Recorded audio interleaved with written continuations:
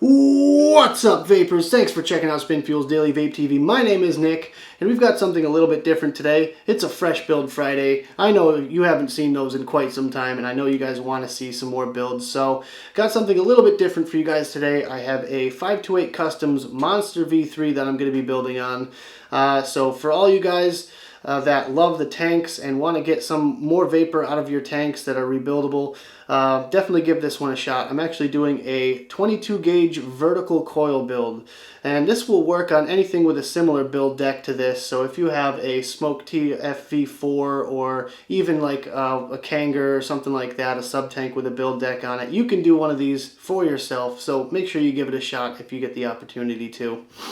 That being said, let's go right down to the close-up view and get started. Alright guys, so as you can see, I have my Monster V3 deck ready to go on my IPv3Li. Today I'm going to be building with some 22 gauge anarchist wire.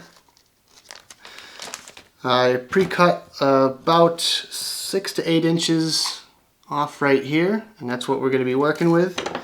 I am going to be using my coil jig. So let me go ahead and set that up.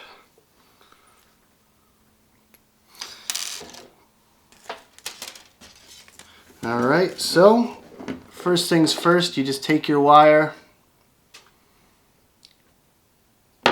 do a quick half wrap, and we're going to do 8 wraps. 2, 3, 4, 5, 6, 7, 8. Okay, and you want your lead to go opposite the direction that you started in. So I'm actually going to take a little bit off of that wrap right there. That way it starts and ends in the right direction, since we're building a chimney coil today. I'm going to go ahead and take it off the jig and flatten out the bottom section. That's going to be our negative lead. And as you can hopefully see here, the leads go in 2 opposite directions. Give you a close-up. So there you go. And now what I'm going to do is take the coil, put it back on my bit real quick here, and I'm actually going to do my 90-degree turn on the top half here. So we're going to grab the lead that's going towards the positive post and face it straight down, leaving just a little bit of room. And then it kind of automatically pushes the other 90-degree angle. So we're going to just grab the lower half just below the coil and bend that back 90 degrees.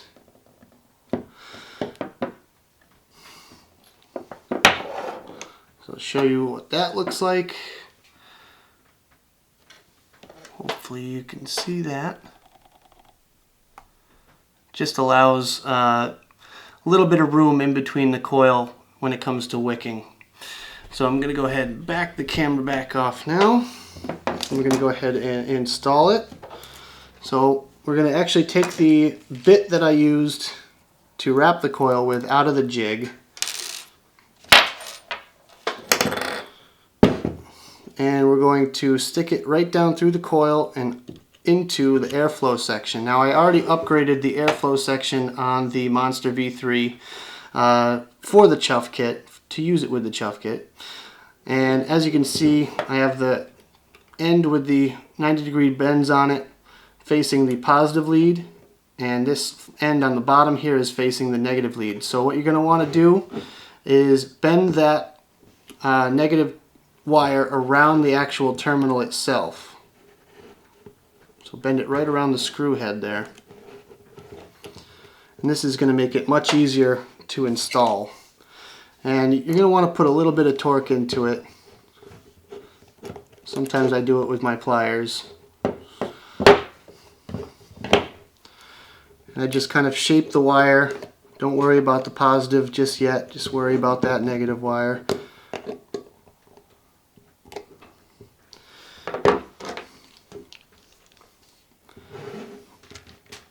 So when you're ready and you feel like you've got that coil right where you want it, you're going to tighten down that screw.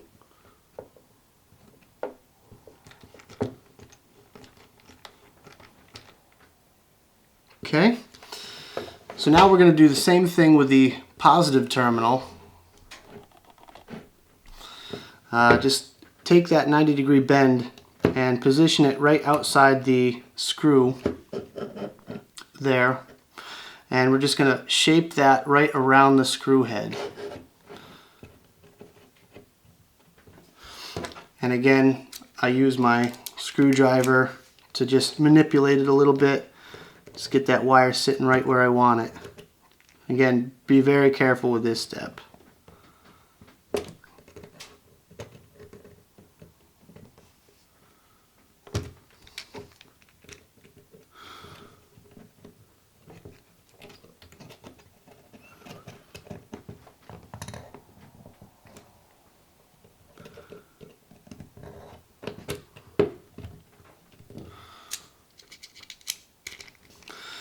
Alright, so once you get it right about where you want it, just go ahead and tighten that screw down.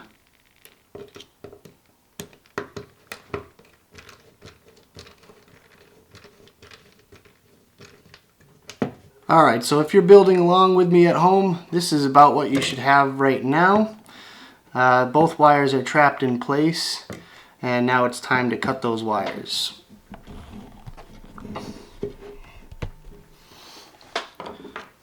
So, we'll just start with this one here. And you want to just be careful with it, because that wire can go flying. And you don't want to cut too close to the edge of the screw there. Just you can leave a little bit of wire sitting on the deck, but just not too much. You don't want that wire touching anything else when you have it all built up. And I'm actually pulling the coil up slightly so it doesn't touch the deck.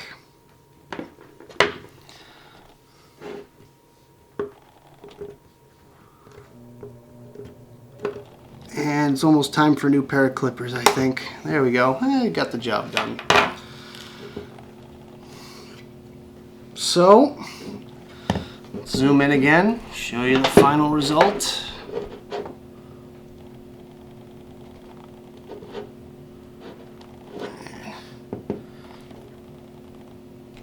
Here we have our chimney coil. And I'll give you a little better look in just a second here. Okay, so here it is. Here's the chimney coil. You can see it a little bit better now.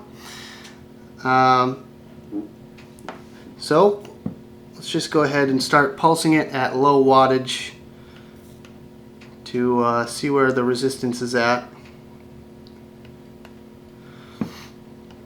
And make sure this coil fires evenly. And like I said, gently pulse it until everything starts lighting up evenly. You can see it start to glow from the center out. That's good.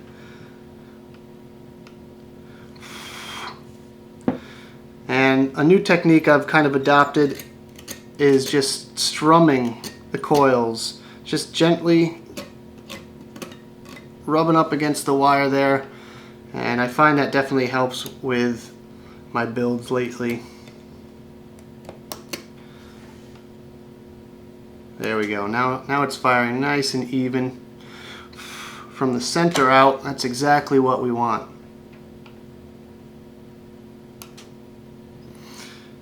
So the final resistance on this one is actually 0.33. Not too bad, especially since it's anarchist wire and it's nichrome 80. Would have liked to see it a little bit higher, but I guess we'll deal for now. So I'm going to let that coil cool a little bit. I'm going to get my cotton ready. I'm just going to start with some normal Japanese cotton, taking about, a little thin strip of a square, about that thickness, and I'll show you how I wick. So first of all, I rip off the hard edges, and I rip off just a thin strip just about as tall as that coil, so just a little hair right now. That's all we need. So for this part, I'm actually going to take the bit and put it right back through. That way no cotton gets underneath the coil when it comes to tucking that wick in. So I'm just going to take my cotton and just roll just barely the first little tiny tip of it and thread it through that little gap that we made.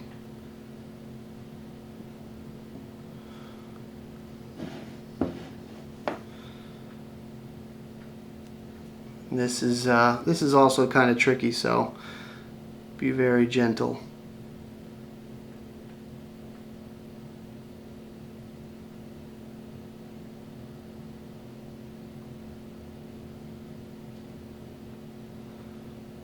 There we go.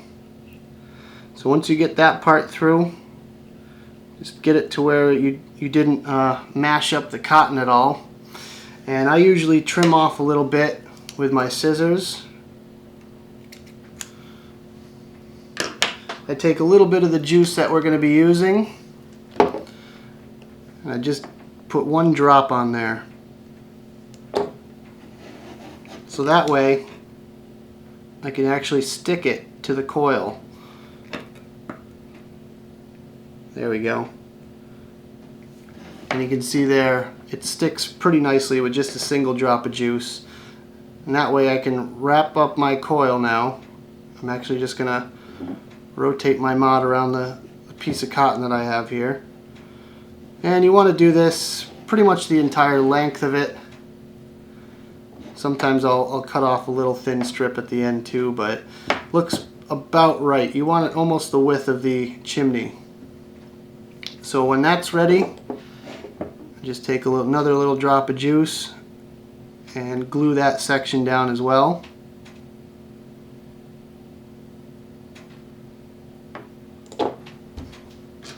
Sometimes you have to tame it a little bit with your screwdriver or something like that.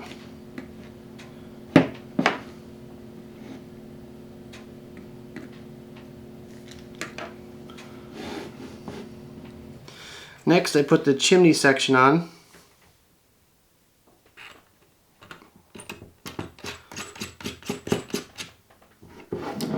Still with the bit right in there. And I take another little thin strip about the height of the chimney itself, and I rip that off. And now I'm just gonna go ahead and tuck the cotton in like so.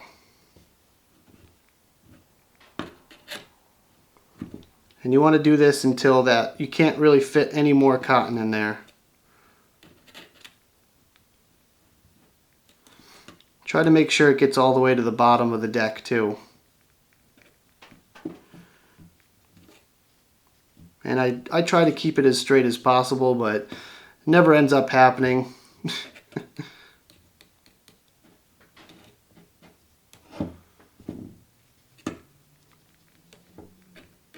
Just get it as low as you can.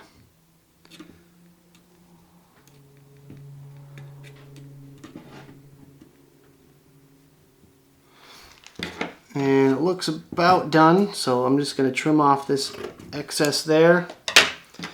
Try to get the rest of that in there.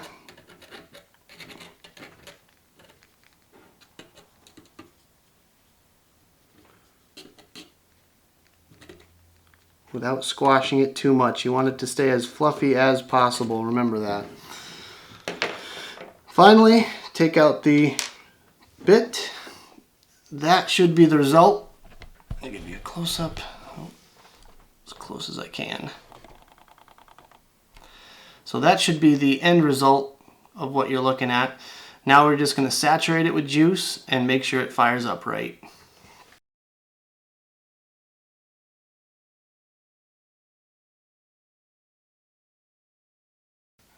Alright, let's give it a test fire, make sure it's firing.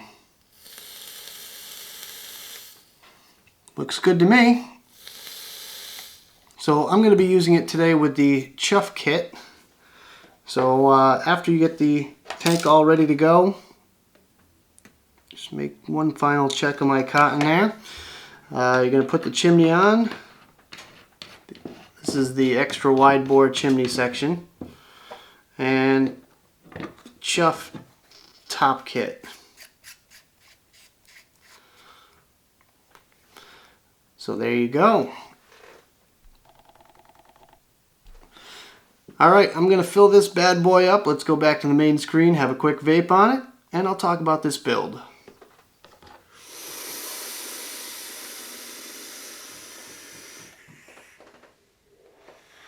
Alright guys, we are back. Now we're going to go over some of the finer details of this build and the Monster V3 itself. So one thing I did notice about this is the airflow is much better than normal. As I said, I have the chuff kit on here now, so I have the extra wide bore top cap as well as the bottom piece that goes on the positive connection.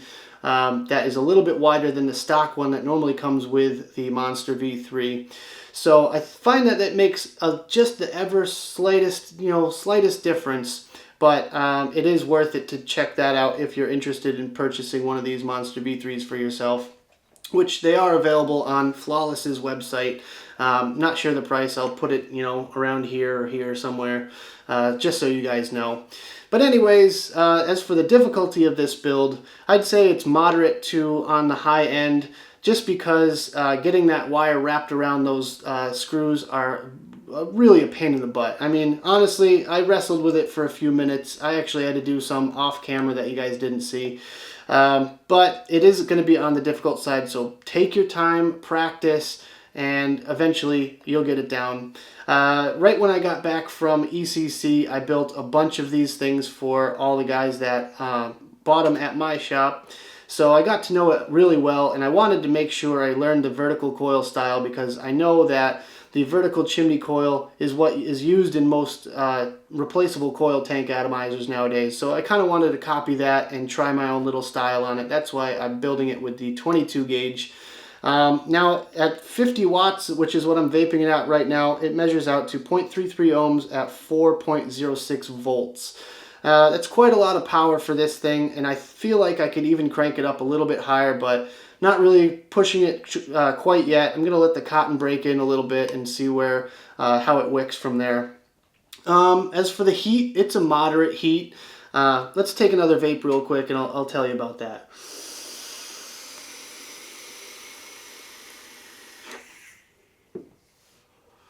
As far as the heat goes, it's a moderate heat. It's not too hot or too cool of a vape. It's like right where I like it to be. And I can kind of attribute that to the added airflow to this one. If I was using the standard tip and the standard chimney, I feel like it would be a little more restricted, and I would get a little more heat to it. But with the chuff cap, I feel like it's just right, like right where I like it to be. Other things about it, I mean, the one thing you want to look out for with this is you want to make sure you're leaving a little bit of room at the top here just for air.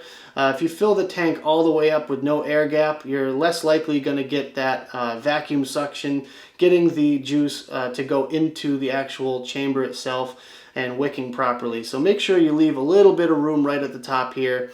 It's good to leave a solid ring all the way around so you can see it.